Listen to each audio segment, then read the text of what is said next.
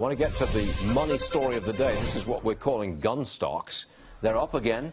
New executive orders controlling guns are coming this morning from the president. Up go gun stocks, up go requests for gun permits. The president is the best gun salesman in the world. I'm being a little facetious, Charles Payne, but, you know, I think I've got a point here. Just a little facetious. Just a little facetious. By the way, you know I recommended these stocks on your show many times. A lot cheaper. But let's put it this way. January 1st, 2009, Smith & Wesson was $2.36. It is up right now 989%. When was it? $2.39, Jan 1, 2009.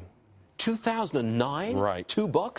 $2.36. Appreciate I want to get in my time machine. That was the day, that was the time when President Obama walked into the White House. Exactly. January 2009. Exactly. Yeah. Exactly. So if you have a resume for best gun salesman in the world, that's it. It's going to be hard to beat that. No one at the NRA can even touch it, okay? I don't know when the guy in charge of the NRA is quitting, but if Obama wants the gig, it's his. Yeah, listen. Well, would you buy them at these prices? You know what? People can still chase these stocks because here's the thing. This sort of legislation, people are trying to push it, you know, legislatively on a national level, but also in states. We saw after Katrina, where the confiscation of legal gun ownership happened, we saw a spike in gun ownership after that. We've seen in Maryland, we've seen in New Jersey. Everywhere, even on a local level where this has happened, gun sales have spiked. So, you know, people probably can still chase them. They probably have room. It's got a way to go. All right. Yeah. Now, our friends at GasBuddy, they say that we, Americans, we saved $134 billion at the pump last year because of cheap gas. That's compared to the year before. $134 billion extra in our pockets. But Charles, you say that we're not spending that money. Make your case. We really aren't. By the way, it's $160 billion from 2014. If you take the sales, if you take consumer sales up to November of last year, the only place you can argue that we've really spent this is at restaurants.